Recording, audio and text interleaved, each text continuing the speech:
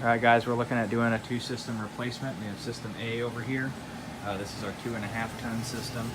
Model and serial number of the coil.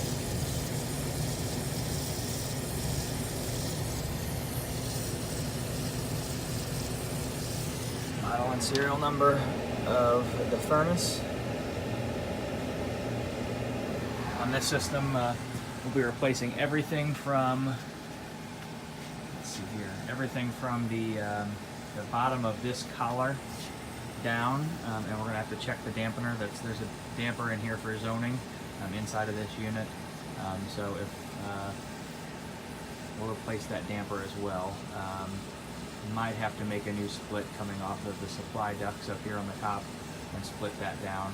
If the new system that we're going to build can reuse that same supply split right there, we'll reuse it, but if not, we'll make a new one. Line set, we're going to replace the line set, and we're actually going to reroute it because it does go over a hard ceiling, so we're going to have a new line set put in.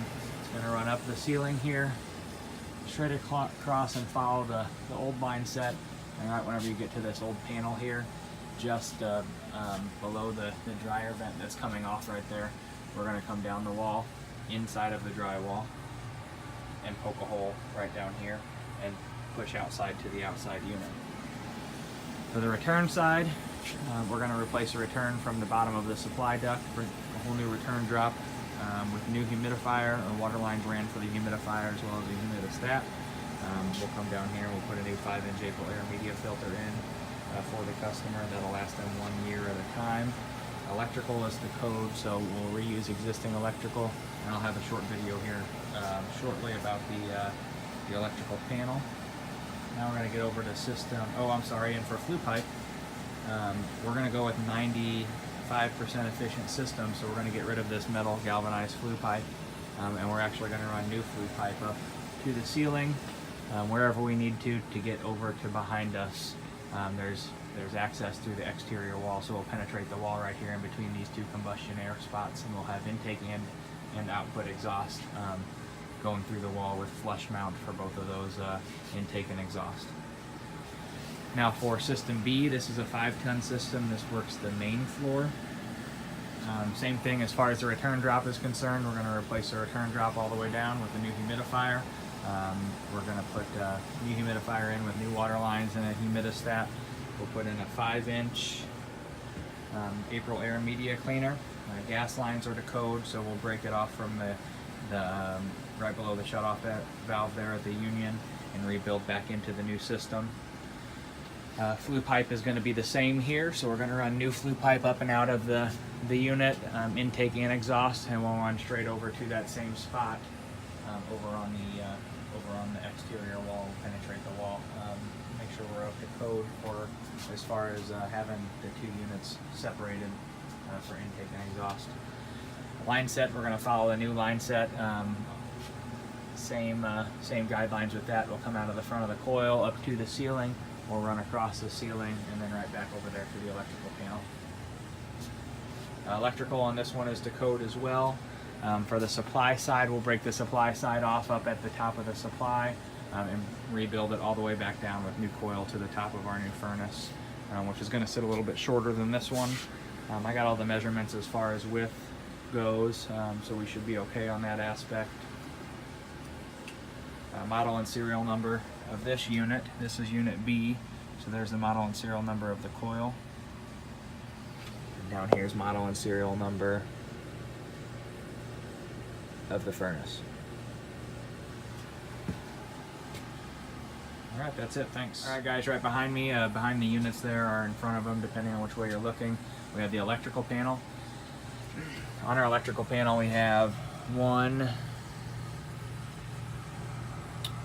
the top one here is a double 60 amp breaker. I don't know if you can see that. There we go. The bottom one is a double 30 amp breaker. Those are for both of the air conditioners.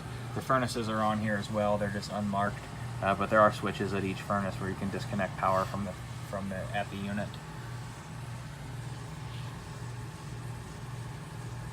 Actually, there's your furnaces right there on the top, 5-ton, 2.5 ton.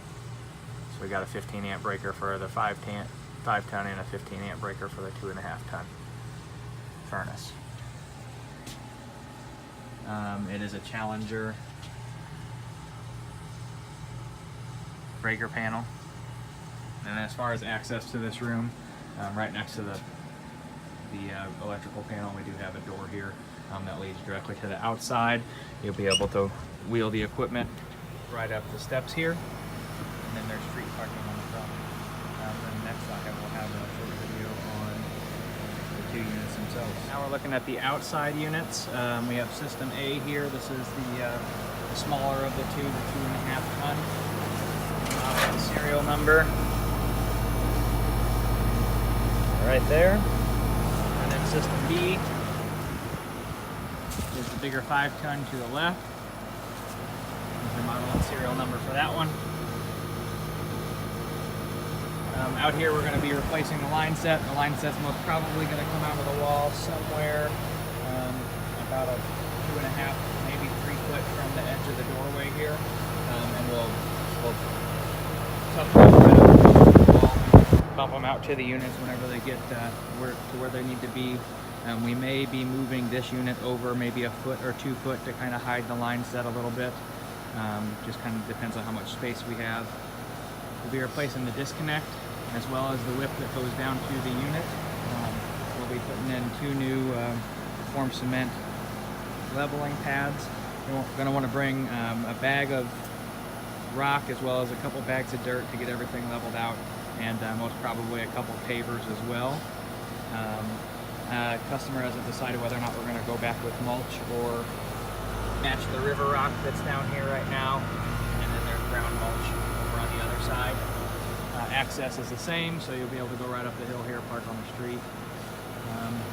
Overall, outside is a pretty straightforward install.